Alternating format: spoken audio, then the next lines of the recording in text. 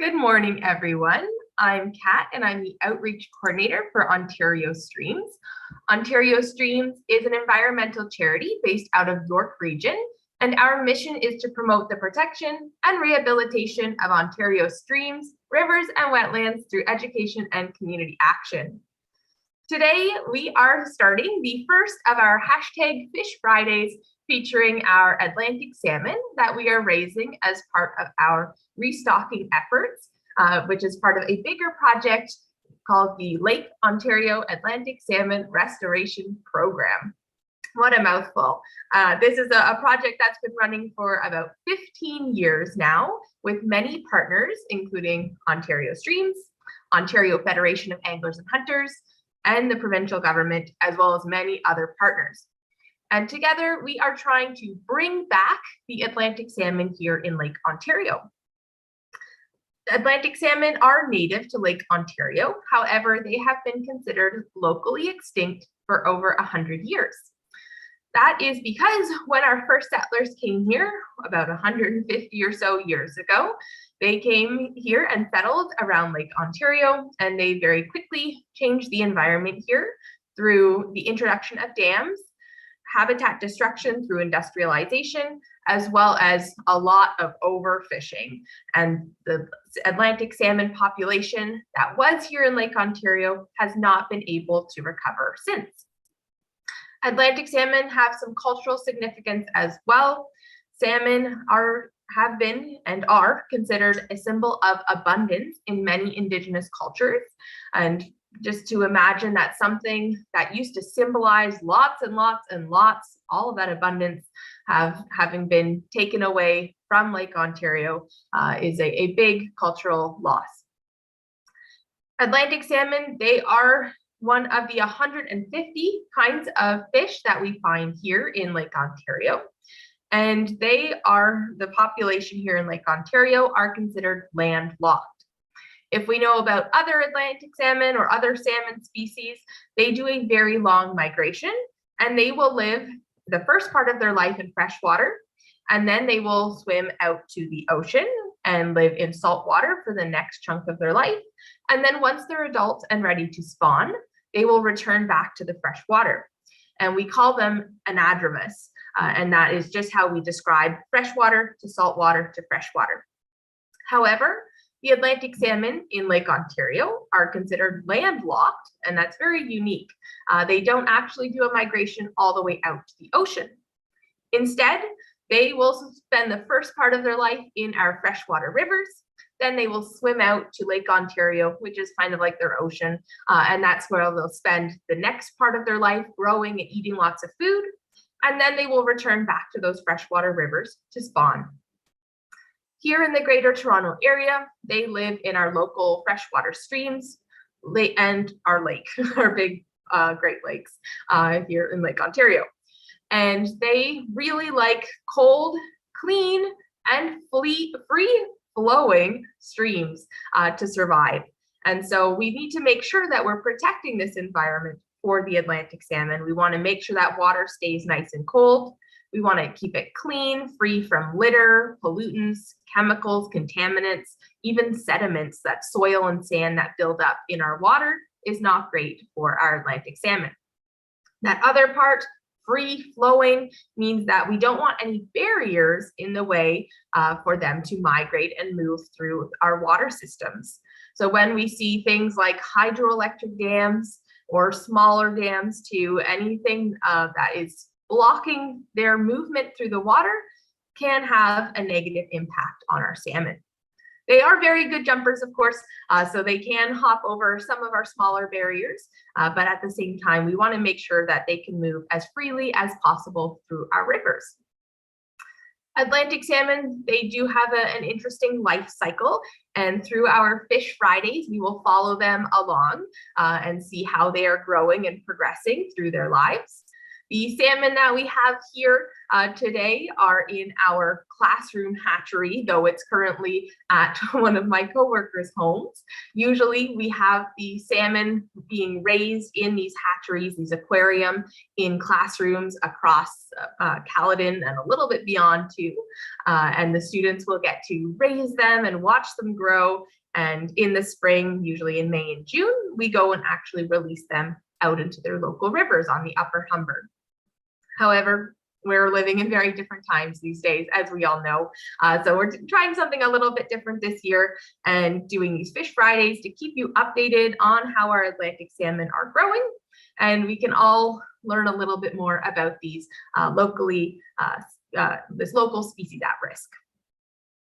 So we've missed the egg stage at this point, but the eggs that these little guys hatch from are about the size of a little pea. So I have some little dried chickpeas, and you can just imagine how small these little eggs are and were. And from this point, as an egg, they are usually bright orange, and they, again, are pretty small, but the size of a little pea. These eggs in the wild would be laid in something called a redd. That's R-E-D-D. And that is basically the nest that the adult salmon create. And they dig into the gravel, and that's how they build their nest. These eggs, though, they came from a fish culture station, or a very large scale hatchery, where the province is raising all kinds of different species of fish, including our little Atlantic salmon. In these fish culture stations, we have lots of adults raised together, and then they spawn, and we collect those eggs, and then there's different methods of actually raising them. So we have our classroom hatchery or small scale hatcheries here with these little incubation trays or condos, which is what the salmon are in right now. Or they are raised at these fish culture stations in a much more larger scale situation. And Ontario Streams also does some in-stream incubation, where we actually raise the little Atlantic salmon in our local rivers. So we will put them in a PVC tube, a nice little white plastic tube. We put them, the eggs, into these tubes. They've got some screening around them. So once we put those tubes into the water, the fresh water can continue to flow over those tubes and continue to bring in that fresh oxygen and fresh water for the little eggs to grow in. But these tubes keep them safe. And that's the same thing that we've got going on with these condos, is that the fish are being protected for that first 6 months or so of their lives. They are able to live very happily and healthily in these situations, avoiding predators and avoiding any really big changes that we might see with weather and climate during these times. So in the wild, we're seeing only about 10% of Atlantic salmon survive that first 6 months. They're just so vulnerable. There's so many different factors that they experience out in the wild. However, here in our classroom hatcheries, as well as the in-stream incubation, we are often seeing more like 40% or more surviving during those first 6 months, which is really great. We're trying to bring back these salmon. But back to those eggs. When an adult salmon is ready to spawn, as we said, they will return back to their freshwater rivers. They will build that nest in the gravel, and an adult salmon will lay somewhere around 400 to 600 eggs per pound of body weight in one spawning event. That is a lot of babies to create. But of course, when we think back to only 10% of those surviving the first 6 months, that's not a very high proportion that make it. So they do need to expend that extra energy to have more eggs to create more offspring, because there's a lower chance of survival. Compared to humans, for the most part, or many other mammals as well, for the most part, there's very high survival rates. But with fish and many other animals that lay eggs, they need to produce more eggs, more offspring, to kind of balance out that effect of the lower survival rates. When we see these eggs start to grow, they will start to develop their little eyes. So we start to see little black dots start to pop up on these little eggs. And we call this the eyed egg stage, because this is when they're starting to get their eyes. However, it's hard for us to know whether the salmon can actually see out of these eyes because they are so small and still within their eggs. It's hard for us to perceive what they are seeing for sure. From the point of spawning to the point of hatching, it usually can take up to about 8 weeks. So these salmon that we have in our hatchery were likely fertilized around November or December, and we have now starting to see them hatch about 8 weeks or so later. And that all has to do with the temperature of the water. There's a certain amount of degree days, the number of the amount of heat basically that they experience over the course of time.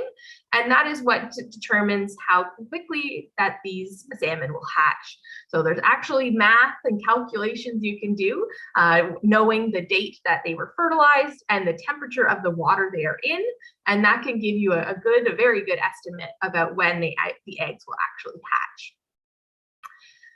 That is all we've got today about these Atlantic salmon. So hopefully you've learned a little bit more about this egg stage and Atlantic salmon in general. I am happy to take some questions if we've got any. We'll take a minute here and see if we've got anything on the YouTube page. I'm not seeing anything just now, but we'll give it another minute. You can check out these little guys here.